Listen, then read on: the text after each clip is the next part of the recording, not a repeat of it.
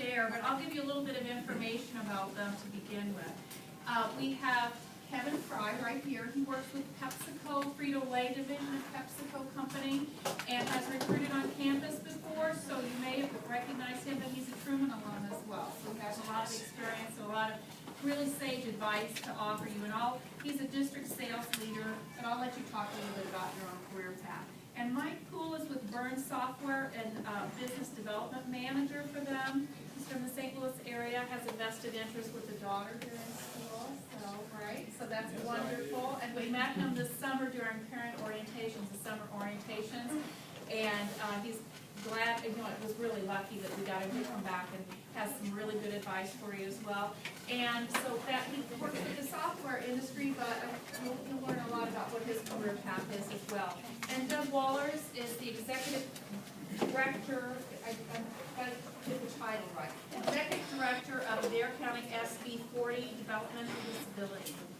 So this is a nonprofit entity, and I think you'll learn a lot about the fact that a nonprofit entity is a business as well, as everything is in a way, so no matter where you work. So I'd like for them to each have an opportunity to talk a little bit about their career paths, and then and introduce themselves a little bit more about what they do and the companies they're with, and then they have some ideas, and any questions you have along the way, we'll be opening that up for you as well. So how about you, Mike? You want to start? Sure. Well, let me ask you a real quick question. Does anybody know what they want to do? What do you want to do? Well, I want to be a vet and work with animals, so I've been trying to find jobs that would be like fun at the same time with what I do, Sure. but then at the same time pace. So you know. Anybody else know what they want to do? They just know. I want to go into the agricultural sales industry. All right? So, yep. Farming. There you go. All right. Well, I think probably the good news is that anything that we talk about tonight is going to matter for everybody, no matter what they want to do. So a little bit about me is that I didn't know what I wanted to do. I was a student, went to UMSL, go Tritons, whatever.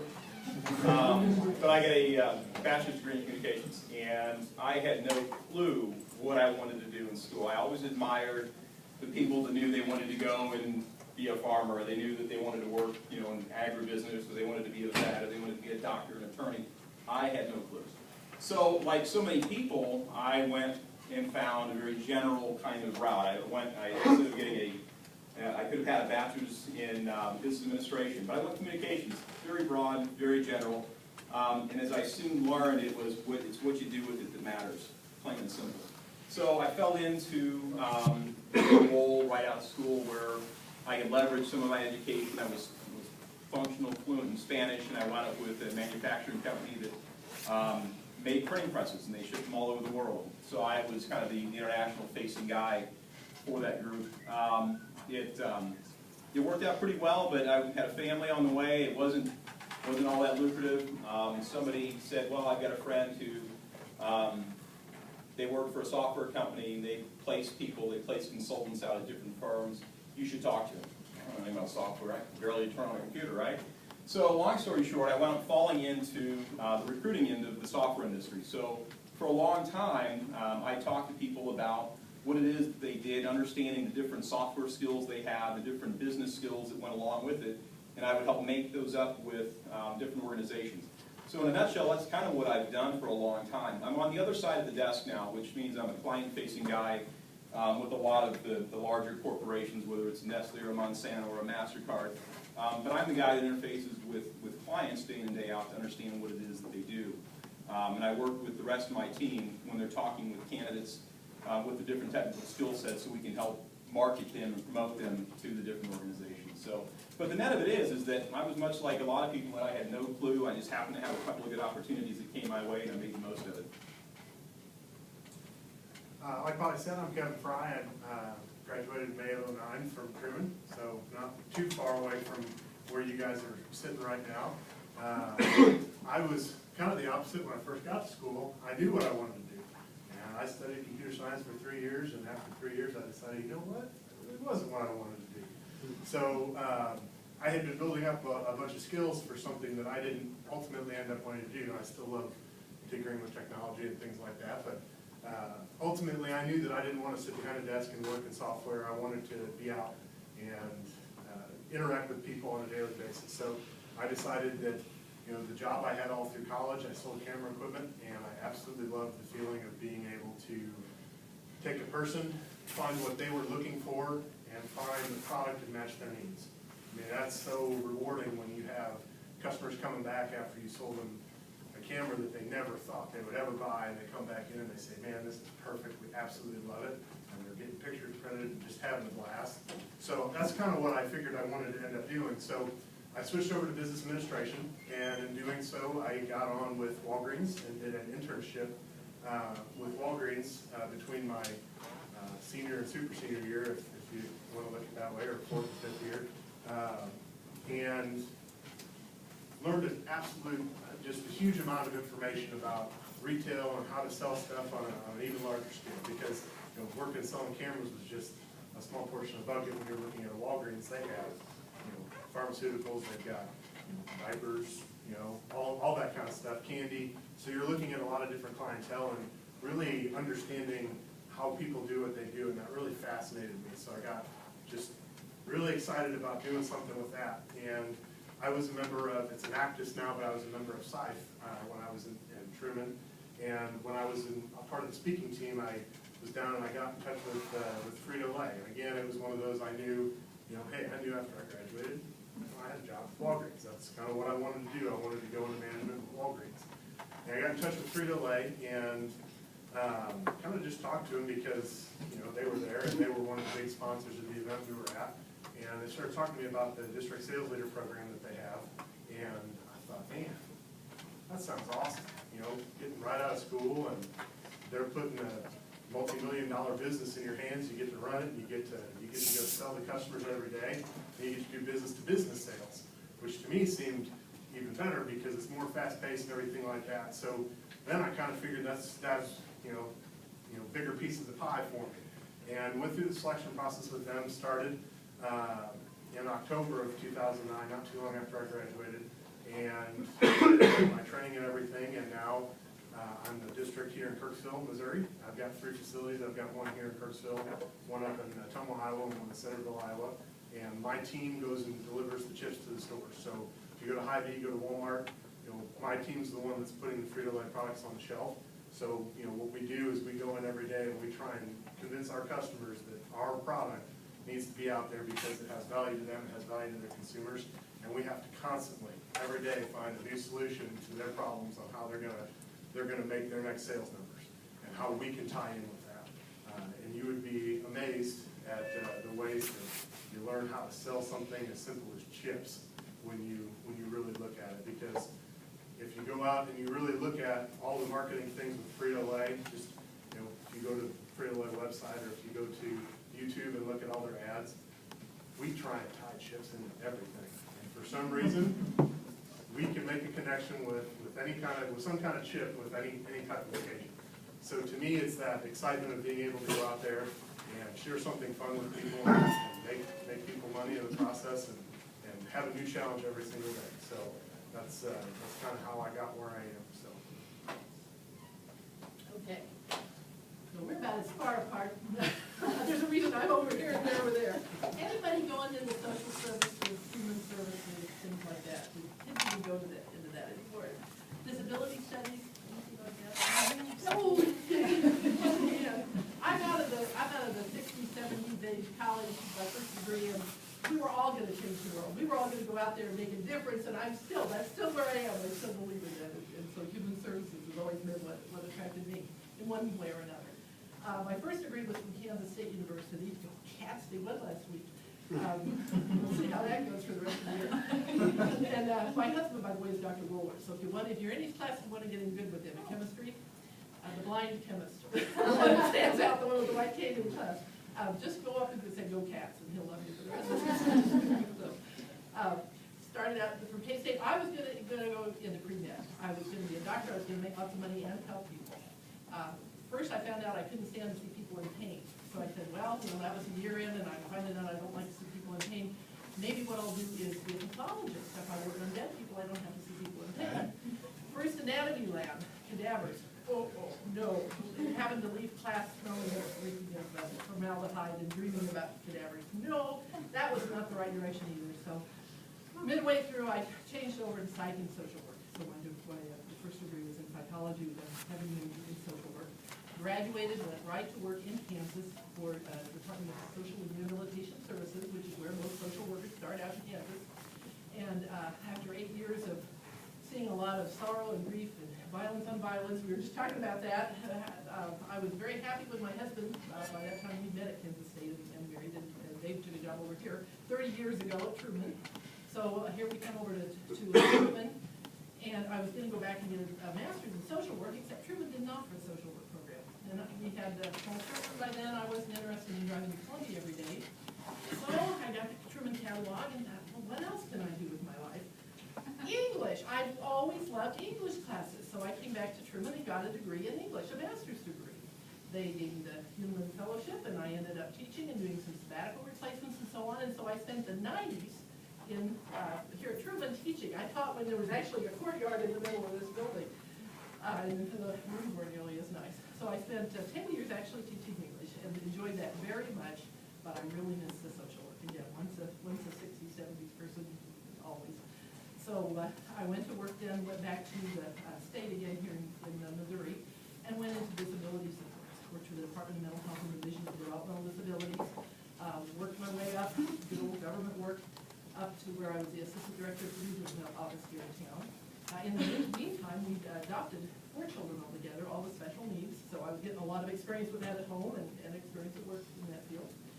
And then the opportunity came up for the Dare County Senate Bill 40 Developmental Disability Board. Long name, we got to do something to make that name shorter. They were hiring a director, and it was kind of, I don't know, I really debated about applying for it or not. One thing the English program and teaching here at Truman gave me was self-confidence, and I learned that I could try new things and do different things.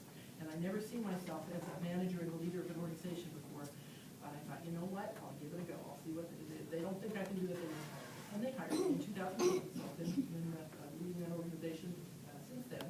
So I go ahead, maybe I guess they talk a little about what they do. You probably don't know what we do at all. I don't know that everybody do. I imagine there are some questions. You might know the PAC Center, Life Center, if you work at all with CERB. That's our little center on that side of town, and we have hired 2 employees there. They do not necessarily have to have college degrees, but they have to love people with developmental disabilities, and we support them. And it's kind of like a learning center. It's an ability center. In fact, we just changed the name to the Life Ability Center, because what we do is help people capitalize on their abilities. Instead of seeing people with disabilities all the time and classifying them and labeling them and putting them away, we say, what abilities do they have? How can they learn things that then they can take and use in the community, maybe to get a job, maybe to make friends, maybe just to live a more fulfilling life. So that's a big part of what we do. We also have a building downtown where we hire, how many are we up to? 10 service coordinators, which are college graduates in human services field. So you might have a chance. You've got to have a human services degree. And you are required to have a little bit of experience with somebody with developmental disabilities. And then they can do service coordination or targeted case management, which is a billable service. So we actually bill Medicaid for our services to support what we do. The Life Center and a lot of the other things we do, the funding as long as we do, comes through a Senate Bill 40 tax levy. And I think there's nearly 90 counties in Missouri. So if you're from Missouri, chances are you've got an SB 40 board somewhere in one year, either county or county one somewhere. But we all have different names. So anyway, that's what we do. Thank you very much. I'm anxious to pull this all together in a way, but I want to hear a little bit about what your majors are. I know we have ag science, an ag science group here. What other majors? Is it sociology or psychology? Okay. What other majors? Yes. Biology. Computer science. Okay. Communication, right up your alley. Physics and math. Exercise science. Okay. Chemistry. Business. Business. Over on this wall. Counting. Econ. Anything else? Thinking, marketing, math? Any others that we haven't mentioned at this point? Health science? Okay. It seems like really diverse majors, but the fact is, there are a lot of similarities in the way, because what we're going to be talking about tonight is making connections and learning how to present yourself and those valuable skills that are very transferable no matter what the major is that you're in or what the career path you're choosing to go into. Your career may be different, but getting there may be pretty similar. I wrote down a couple of things. Sales, you're in sales, and you are too. These are skills that are transferable no matter what. It's just being passionate enough about your product that you're eager to talk to people about it, and in a sense that's sales. But also English skills, how valuable, how valuable those English skills. And I know we have the writing enhanced classes at Truman, and all of you have written more than you ever thought you would ever want to do. But how valuable those skills are to what you're going to be doing in the future and presenting yourself. So anyway, I just wanted you to have a picture of what the group is and some of the diversity in the group with that. So I'll ask a question. I know you had some comments you wanted to make, some questions you wanted to ask to begin with. Sure. Well, I mean, so again, everybody's got different paths, and there's no set right path for any one person. I mean, like I said, I always kind of admired the doctors and the attorneys. They knew exactly what they needed to do to get from here to, to succeed in their career. But for everybody else, there's a lot of skills that are completely transferable, no matter whether you're, again, farming or bio or sales or Frito-Lay or working with software. A lot of things are completely transferable, and the net of it is it's the self-confidence that you convey with your abilities.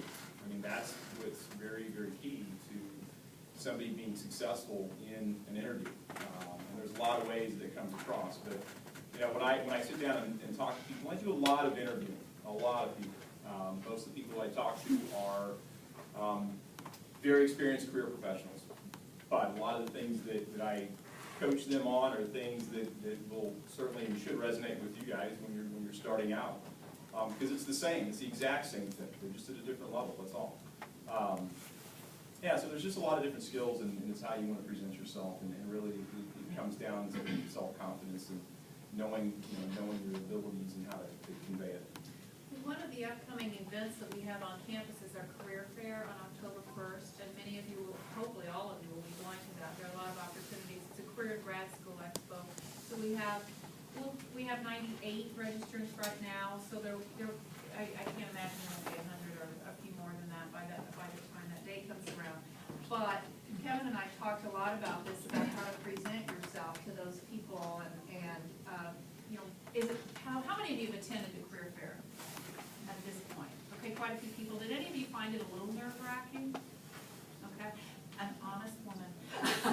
What was it about it that you found was made you anxious, you say? I don't know, I just felt like these people might be hiring me sometime soon, and I was like, I was freaking out. I'm like, I should be on my best behavior or whatever, but yeah, I was freaking out. What year are you here? I'm a senior. You're senior, okay. Are there any freshmen here? Okay, of those people with their hand up, how many of you are planning on going to the career fair in October? Hope you all, I'm glad you all put your hand up, because, it is nerve-wracking. I remember going to those things. There's all these people here, and now being on the other side of it, I'm comfortable there. To me, that's, You have the job. it's an awesome day, because I'm not having to deal with, customer issues. I'm not having to be driving through the middle of nowhere, Missouri, trying to get to my next account. I get to be here, and I get to talk to the college students about, potential, future career with them. Like, that's exciting to me. I'm stoked. I'm ready to go, and I'm feeling comfortable because, I'm not on the line. But I remember being in your position, and the more you do it, the easier it gets. So if you start as a freshman, by the time you get to that point where you're talking junior year, talking about an internship, or senior year, you're talking about a job, you're gonna have that confidence because you're gonna know what's going on. You know how to approach the employers. You know how to present yourself to them. And that being said, don't walk in there as a freshman wearing t-shirts and jeans with holes in them, because I can tell you, if you make the wrong impression on an employer, a lot of the employers do send the same people back to recruit. They do remember that. And I will tell you, and I think Polly knew this too, my boss has chased a person down at the Truman State Career Fair that he met as a freshman when he was a junior to try and get him a part of our internship program. So that person didn't have to come back up to our booth. My boss saw him talking to another employer, and my boss said, he's mine. I'm going over there and I'm gonna talk to him. So I can tell you that I have a weekly conversation with my boss, and probably 10 minutes after we had that conversation, he doesn't remember a whole heck of a lot of what we talked about, but he did remember this one person. What did you remember about him? He remembered, number one, that as a freshman, he was there, he was in a suit, he looked crisp. He came up and talked to our booth, and he knew what our company did. He knew the opportunities that we had that had been posted on the Career Center website, and he exuded confidence. And he said, you know I'm a freshman, but can I get an internship with you guys? Man, he came up and he wanted to work for us. And, to my boss, that's saying, hey, this is a kid that wants to get it done. And that's the kind of people that we want on our team. Now, obviously, we're a sales organization, so we want aggressive people. We want people who are not gonna sit around and wait for stuff to come. You gotta go out and get it. So to us, that speaks huge volumes. That may not be the same for her, but at the same time, I'm imagining if someone comes up to her and says, hey, I want to change some people's lives, and I want to make a difference with these people, she's going to get excited about it too. So, Well, you mentioned a point that's really important. So, I mean, the whole career search thing, and anybody have a guaranteed job right now? Do they have a job? Do you really? Yeah. What are you gonna do? What's that? What are you gonna do? Consultant at Cerner. Sure, okay, great. You're all lined up, ready to go? Yep. All right, you can still listen now. The important thing, and you mentioned it, it was great. I mean, he knew about the organization. This student, this young guy, knew who he was talking to. Huge deal. Anytime you meet with anybody, in any kind of a business setting, whether you're going in for an interview, whether you're stopping by to find out a little bit more information, always do your homework. I mean, there's so much information that's available online. I mean, a couple of quick Google searches, you know everything you want to know about the organization. You go to their, current news, you find out what they're doing, find out all about their product line or what it is that, what business is important to them. You find out what's going on in their world. And then if you're fortunate enough to know who you're going to meet with, do some research. Who's heard of LinkedIn? Most everybody, for the most part, okay. Big deal. In the business world, the first place that we turn to when we look at people. We get resumes in all the time. My next step is to, hey, let's go check them out on LinkedIn. Then my next step is to go check them out on Facebook. These things matter. So do your homework. Always know, the organization you're going to meet with, know about them, know what's important to them. You have the luxury of knowing who you're going to meet with. Do your research. Find out about it. It pays off, when you can sit down with somebody and say, yeah, I know you went to Truman, great, you've got something in common, you can have a conversation. But it makes a difference and people remember that. I'm going to comment on the dress, because he mentioned how people dress. How you dress says volumes about you. How you look tonight, I don't care. You can have purple hair and all kinds of weird tattoos and stuff, and I wouldn't care. You're in a classroom and it's not my business. You walk into my office, you want me to think that you're going to be a team player, that you're going to go by the rules, because there's rules anywhere you work. You're going to have to uphold company policy. I've got to trust you with the reputation of my organization, my own reputation. You don't walk in looking like you don't give a doggone what I think of you. You walk in and show me respect by dressing well, even if it is old-fashioned, even if the suit is kind of goofy now and it doesn't express your personality. I don't care. Put a Doctor Who tie on. I'd love that. Came in with a Doctor Who tie. That's since you got a little bit of a sense of humor in there, but you look nice. But you got personality, Again, if you research me and get on Facebook, I like that too. So. That's how you did your homework. And again, so important. If you don't care to look at our website, start the horror stories. We had a young lady that came in, and one of our questions in our interview was, what experience have you had with people with developmental disabilities? And she looked at me like I'd asked her, what experience do I have with marketing? She didn't know what a developmental disability was. Now, I wouldn't expect you guys to know the official the definition, but if you're coming in to waste my time in an interview, I want to know that you at least know what you're applying for and what we do in our organization. And it can be that bad. We're pretty good about putting stuff on our website. People can come in. If you volunteered, remembering people, if you volunteered with us at our Life Center, well, we're going to remember you. We're going to think very well of you that you took your time to spend that time with us. Speaking of volunteers or different organizations, all the stuff that you guys have done up till now, it matters. Anybody an Eagle Scout? Good for you. Anybody Girl Scout Gold Award? All right, nobody. But the point is that that's a huge deal. That's a big step up for you. And that's absolutely something that you need to make sure that people are aware of. It matters. It's going to set you apart from a lot of other people. Anytime, even at this stage of the game, when I'm interviewing people that are in their 30s and their 40s and their 50s, when I see Eagle Scout on a resume, I put it off to the side. There's something to it. Doesn't mean they turned out and are a great success, but it matters. So, whether if you're involved with your fraternity, your sorority, you're involved with, with some kind of benevolent organization, let people know, because these are the things that you guys have to fall back on without having this big wealth of experience at this point. So, yeah, nice job. I just want to interrupt what's go along with that. I've just talked to a recruiter in Washington DC, and he said in Washington DC specifically, it doesn't matter what agency or organization, if you have the Girl Scout Gold Award or the Boy Scout, the highest awards is really a big deal. There are a lot of people with the same levels in DC, and it really is a big deal. It's kind of interesting. It's an unspoken for leadership, drive, motivation, well-rounded. Absolutely. So make sure that's prominent on your resume. It's those kind of qualities that you don't learn in the textbook. Abs- Just talking about that. Yeah, absolutely. How much we look for qualities in people that aren't necessarily things you will learn from a textbook. Well, and about the discussion tonight, I mean, you guys are really fortunate that Polly and everybody put this together for you. I mean, we're out every day. This is what we do. We hire people. We help other people hire people. I mean, it's great to sit in class, and it's great to read about, putting together a good resume or how to convey yourself in an interview, but when it comes right down to it, it's your real-world experience. That's what matters. All that textbook learning is great and wonderful, but in 2 years, when you've had 2 years of experience in the industry, that's what matters. It's not, hey, how did you do on your business 303 class or whatever it's going to be. It was what you did the previous 2 years. So, resumes. Who's got a resume? All right. If you don't have one, you might want to put one together. Whose resume is up to date as of today? Not as many hands there. Always keep your resume updated. That's something else too. So, if even after you get out in the business world, if you complete a big project at work, I updated my resume 2 years ago when we had a major go-to-market change in my market. So I led 4 different facilities completely changing over to a new delivery system. So we had to communicate with the customers, re-engineer routes, move people around, rebid routes. I mean, it was a nightmare as far as it was concerned. I was working 2 full-time jobs almost for a little while.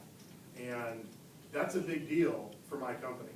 And when I get ready to put my request in for promotion, moving on to another thing, I darn well better speak about that, because that's a huge thing. It was everything went very smoothly. We executed it well, and that's a big deal to our company, because when we leave those changes like that, that's the kind of stuff that sets me apart from everyone else. Because there's in Frito-Lay there are thousands of top-notch salespeople, but I have to set myself apart from what we call the best of the best. So we have awards that we give out, and so we like to brag that we're the best salespeople out there. Sometimes that's not necessarily the case, but at the same time, if we have a great sales force, how do you set yourself apart in all that? So it's making sure that you have that stuff ready to go, because you never know when an opportunity is going to come. So even though you have a job, you're ready to go. I did too when I was graduating. I'm not with the company that I initially had a job with, because I found an opportunity that allowed me to grow even more, and allowed me to have a different career path and the possibility of even greater things in the process. So that's the same thing. Just keep your resume ready to go at all times. Well, I think you touched on a really good point. I mean, when you got to school, I mean, for the longest time, it was, hey, I'm going to go to school, and I'm going to get a good job, and I'm going to work really hard, and that's where I'm going to stay.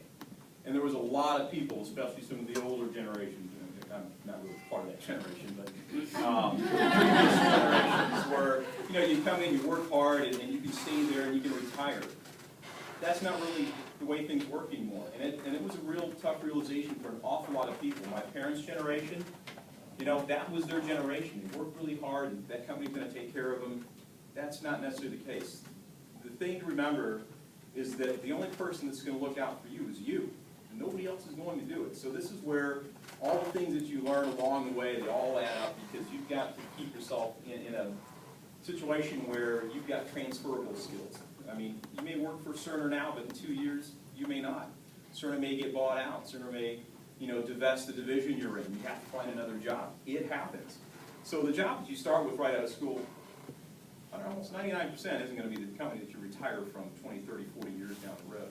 So you've got to stay current. Keeping up with your resume is really important. Resumes, yeah, they are important. They're not easy to do it well, but a good resume will get you considered for a position, and a not so good resume, it will get you passed over for one, lights out, done.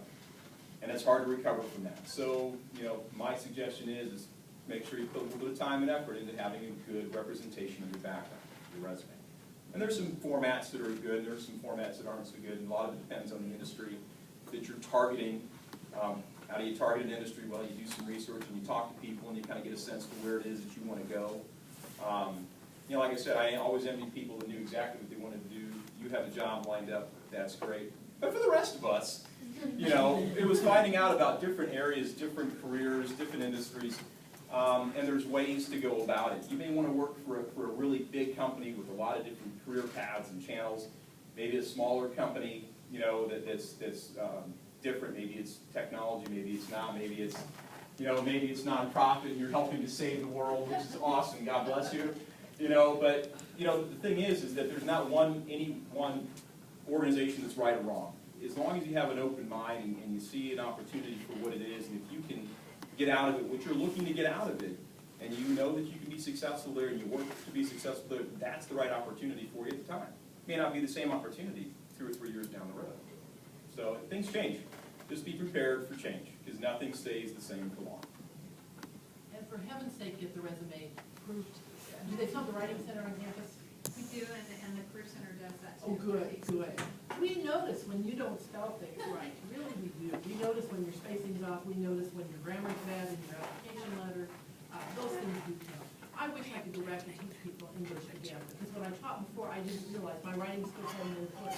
I cannot tell you how many times. I think I was promoted several times because of my writing skills after I came back and got my degree in English. Even after I took my job over to the SB40, I was still getting calls from the regional office asking me to proof their letters before they sent out, because they knew I knew how to write a good letter, and it would get attention and be well received if I proofed it and gave them advice. I finally had to say, I don't work for you anymore, I've got other things to do. But writing skills are really good. That goes back to the whole first impression. First impression is really critical. You only have one chance to make a good first impression. There was a commercial about that. Yeah. Definitely with that, too, and one of the things, and one of the reasons I think that this whole event started, last career fair, Polly and I and the HR people from Frito in our region kind of talked, and I'm a Truman grad. I have a lot of pride in this place because I graduated with a class of 310. 93 of them went to Mizzou, and probably, I don't know, 80 of the 93 graduated from Mizzou with a better GPA than I did. But I know that I have better education here than there. Sorry to anyone who may have gone to Mizzou, but I know that this school produces very smart, intelligent people, and they can function very well in any job that they want. However, the HR team, there was 2 people from HR there with me. When it was all said and done, they were kind of like, people not know how to talk? I took it personally, because I know you guys are better than that. And I'm not saying it was anyone in this room, but, hopefully what you'll come away with this is, maybe a little bit of a better way to sell yourself to the employers. Because even though when we come on campus as Frito-Lay representing PepsiCo, we are looking for a very specific position. And typically it's going to be someone with either communications or a business degree. However, Frito-Lay is huge. We're owned by PepsiCo, which is even larger than that.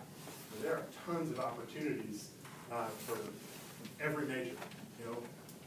Down in central Missouri, down in West Plains, Missouri, Black Gold Farms supplies a ridiculous amount of potatoes to Pekin every year. Okay, that's a huge deal. We're involved in agriculture as well. We also have people that if you're looking at ag science, we have people that work on stuff to make the potatoes look better. They have this crazy potato that has a real thin skin. They send it through a little sandpaper thing, the skin's gone. They'll turn an entire trailer of potatoes from the trailer to bag in 1 hour. The whole trailer. I mean, there's a lot of stuff going on there that's not sales. So there's a lot of opportunities there. So just because we're looking for one specific person doesn't mean that our HR team can't take resumes and send it off to different divisions of our company. Exactly. But what you were saying is really true. We had that conversation because the HR people that he brought with him weren't from Truman, and we had a little backpedaling to do on that because we know you're better, but so that how to make that good first impression. And do you guys have advice on what they can do if you're working in career fair, how to go about that? Real quick, my first comment I want to make, and I just kind of alluded to it, is, we talked about, we're both in sales and she's pretty much in sales. Well, everyone in this room is in sales. Because each and every one of you guys has to sell yourself in some way. And I mean that, you're going and you're going to an organization, you want to become a part of an organization or fraternity or whatever. You're selling yourself in that organization. You've got to talk yourself up. You've got to be able to talk about the best qualities in yourself. It's the same thing when you go to an employer. I know that there's a lot of people out there that do not like talking about themselves. They feel like maybe they're being bragged or whatever. Well, if you don't tell me what you did in your organization, or you don't tell me what you did to gain leadership experience and how it was impactful for you, I'm never going to know. I'm not here every day. I don't know. So you got to be able to sell that to the people who are out there. So. And that one. And we don't usually have career fairs, but we do interview a lot when we have a position open. And one thing I wanted to mention was, somewhere during that interview, when you're interviewing with somebody, they're gonna give you an opportunity to talk about your strengths, to sell yourself. If you've got something special that makes you unique and valuable, say it, even if it doesn't particularly relate to the job. I can remember one guy that we hired just because he mentioned he was bilingual. We weren't at the time looking for somebody that spoke Spanish, but we knew that need was coming. And when he said, I'm very fluent, he grew up in South America in a missionary family, was very fluent Spanish, he got the job, because that set him over and above the other candidates that we would qualify. Good writing skills, good public speaking skills, computer skills. One person we hired who was great, we don't have a lot of money for IT, and he was really good, and he was kind of like our in-house IT guy, along with the other case manager, and that got him the job. So, speak up, know what your strengths are before you go to talk to these guys at the career fair, and make sure to get that out there, even if you don't ask. Well, maybe outside of a career fair, I mean, when you look at an interview, an interview is that, the employer's opportunity to find out about you. But by the same token, it's your chance to find out a bit more about the employee, about the employer, about the position itself. It's a two-way conversation. A real interview is a two-way conversation.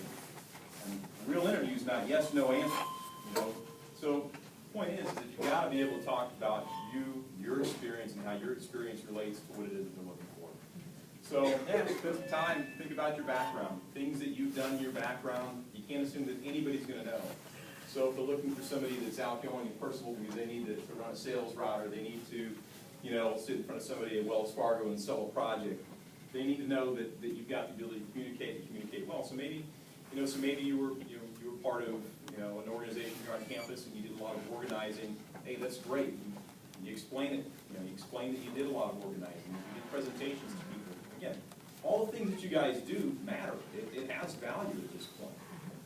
It's the objective is to get you into that first role and get you into that first step of your career and start building on that. But, all the stuff that you guys have done up until now is great. And you've got a great organization here. I mean, this is pretty cool from an employer to be able to come in and talk to guys and people that that don't have that experience yet, because there's so much of the stuff that we all do day to day that correlates to exactly what you guys are doing, trying to find a job.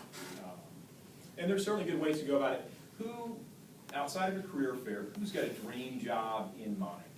They know that I would love to work for this organization or that organization. What is it? Editor-in-chief of Hot Rod Magazine. Gearhead, right? All right, that's good. That's good. Writing skills. Yeah, right. So anybody else have a dream company that they want to work for? Monsanto, IT, even though I'm biology, did an internship with them, but I dream to become an IT person. Sure, Monsanto IT. We'll talk. So So what do you do? So how do you get that job? How do you get that job with that organization that you think you want to work for? Where do you start? I think you have to have a passion for it, to be able to get up in the morning and get paid to do something for people. Get it. Absolutely. Next. What do you do? How do you get that job at Hot Rod? I would, if I didn't school, I would be at Drag Week right now, where David Freiberger is, and Mike Finnegan, who's the editor-in-chief now. I know. You haven't lost me. I'm right there. Okay. You meet those guys, you build a portfolio, you start a YouTube channel. Oh, hang on. You meet those guys, right? All right. Big deal here. The point of that is that whether you know about the organization or don't know the organization, you need to know about that organization, and you need to know people in that organization. So for instance, Monsanto. You want to work for Monsanto. You think that's your dream company. So you do some research. You go online. You find out as much as you can about that organization. You look at the jobs they have posted. They're all over CareerBuilder or Monster, and they're all over their site. You get a pretty good idea from the technologies they're working for. What they're doing with that technology. They're doing some pretty cool stuff. So what's the next step beyond that? All right, I don't have any experience. I'm looking to get into this field with this company. What could you do? And this has value for everybody, because this will go for anybody no matter what you do. So you don't know anybody at Monsanto. You do your research. Go out to LinkedIn. Find somebody that works for Monsanto doing what you think you want to do. Reach out to them. So this is a real important lesson, and it works all the time. But it's how you approach people. It's if you don't know anybody, you want to know what they do, you ask them. Reach out to somebody on LinkedIn. You have to have a profile. Make sure your profile looks good, for heaven's sake. Have a nice picture up there, not at a nightclub, something nice, professional. Have a good picture, have a good profile. These are things that matter. But if you wanted to find that job at Monsanto, call someone. Reach out to somebody via LinkedIn who does that job. Send them an email. Send them an in-mail. Say, hey, I'm a college student. I've got this kind of background. I'm interested in working for Monsanto. It's an intriguing organization. I think I want to work maybe in the big data area, got some experience in ETL. Would you be willing to point me in a good direction? Would you be willing to give me some information? That is a really, really good approach for you, for anybody, to find out about an organization or a job, something that they want. Reach out to somebody that's doing it currently. It matters. And if you ask them nicely, 9 times out of 10, they're going to say, yeah, you know what, I'm going to help you. You're a college student that doesn't have experience, that took the time to go out, look me up, know about my industry, know about my company. You know what, I'll spend some time with you. Invaluable. These are the things that separate people from all the other people at career fair. Career fairs are great. People get hired from career fairs. But when you specifically target an organization or a job or an industry, that's a really good way to do it. Be specific. It takes an effort. It takes the initiative. People look for initiative. How do you have initiative? You put yourself out there. You're confident. You know about yourself. These are the things that matter. But everybody in here can do that with whatever company that they're looking for. All right. Fine. Send a letter to Finnegan. Let them know that, hey, I think you got a fantastic job. I'm intrigued by the magazine. Love the history. Love what you guys do. This is my background. Would you be willing to spend some time with me? It works. If you ask people for help, and if you ask them nicely, most of the time you're going to get a positive response. And sometimes you don't. Why don't you? Sometimes people are jerks. It's just the way it is. But a lot of times people are busy. People don't always have time. But don't be discouraged by it. Go to the next person in line. Find somebody else in Monsanto that has a similar job. There's a lot of people out there that have their profiles. But that's a really, really effective way to target a job, target an industry, target a skill, and to be effective without having skills. Find somebody that would be willing to give you some information and willing to help. I tell people that have been in the industry for 20 and 30 years that they can do the same thing. And it works. How many of you are planning on going to grad school next?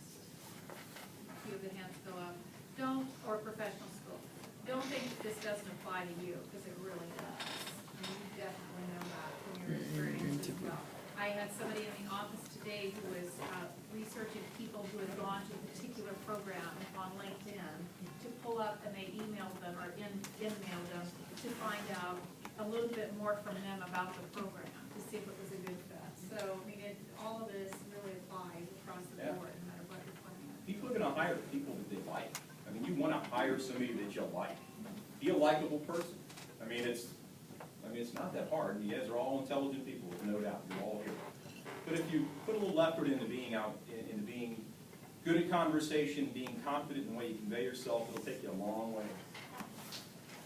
And grad school is so much fun, I love grad school. I love graduate school, no matter graduate school. Because you're doing what you want all day long, you're doing what you choose to do, you're not taking all those core courses and things that you don't think you're gonna use later. I have a question for you. How soon do you think they should start their job search? Well, Start building those experiences. Yeah, well, I don't think there's any, there's no magic to it. There's no magic time. Hey, by the time I'm a junior, I need to have a resume together. I need to have, my flash drive with my little presentation. You don't need that. You'll know, you're building your experience now. Again, it's all the experiences that you guys have. It has value and it matters. You have to know it though. You have to be able to convey it. So you've been building your portfolio all along. Pull it together. Now's a good time to do it. Freshman year, sophomore year, junior year. Put it together, it will certainly pay off dividends. It's much easier to morph a resume and change a resume and update a resume than start from scratch. Hey, I just graduated and I gotta put a resume together now. But if you have something to work with, it's a lot better than starting from scratch when you're, all the stuff that you've forgotten about over years and years and years. So do it now. I mean, it's not that hard, really. I would say one of the things too, depending on what you're wanting to go into, there's a lot of opportunities for summer work in those industries, So if you want to know specifically how a job might pan out, there's a lot of companies that hire college help over the summer, things like that. And that's a great way to see what the job's going to be like, and that's, not only gaining experience there, but finding out, okay, is this a company I want to work for? Is this what I want to end up doing? That's all stuff that can be conveyed through doing that. So don't underestimate trying to find part-time work with some of those companies, because Frito, we need seasonal help sometimes in the summer. Maybe wouldn't be doing any of the managerial roles, but you'll know real quick what the job's about, because you're out there doing what our salespeople do, and in order to effectively lead a team of salespeople, you gotta know what they're out there doing every day. So, and occasionally, when someone calls in sick, wake up at 3 in the morning and go do that. So, it can definitely pay off to do it that way too. So, There's an opportunity to get an internship with an organization that you think you might have an interest in. Do it. Invaluable experience. It's the experience that truly matters. Education's one thing. It's great. You have to have it. It gets you into the game. But it's your experience that matters. 5 years once you're in your career, it'll be unusual for somebody to say, well, where'd you go to school? Really, what class did you take? It's not going to happen. It's going to be about your experience. So if there's an opportunity to get experience, whether it's through an internship, practicum, part-time, then do it, because that's what people are going to look at. In addition to all of the stuff you did on the side, Eagle Scout, it matters. All the experience that you guys have matters now. Not always easy to remember all of it, but take some time and do it. Build your own portfolio. Remember what it is that you've been involved with. Know how to convey it. Again, you want to be able to give a good first impression, your elevator speech. In 2 minutes I can tell somebody who I am pretty well. That's what I do. You guys can do the same, because it matters. one of the other things with that too, with that part-time work or an internship, there's no better resume for someone than having been doing an awesome job during a part-time work or during an internship, because that shows them that you're there, you care about the organization, you care about how things are done, and you can make it happen. So that can be a huge thing for you. So if you're working part-time for a company and they see that you're out there and you're caring, you want to do a really good job, that's the fastest way to get into a full-time position that way. Because I have plenty of part-time people that, you can tell that that's just a part-time job for them. And, when they come to me when a full-time position opens up and they're like, hey, I want to work full-time for you, I know what kind of work they did when they're part-time, so they're probably going to fall to that when they're full-time too. So it definitely leaves an impression. We actually had a couple of special ed majors, we did a lot of education folks that work at our Life Center that taught Project STIR, which is Steps Toward Independence and Responsibility, nationwide program to teach people self-determination. And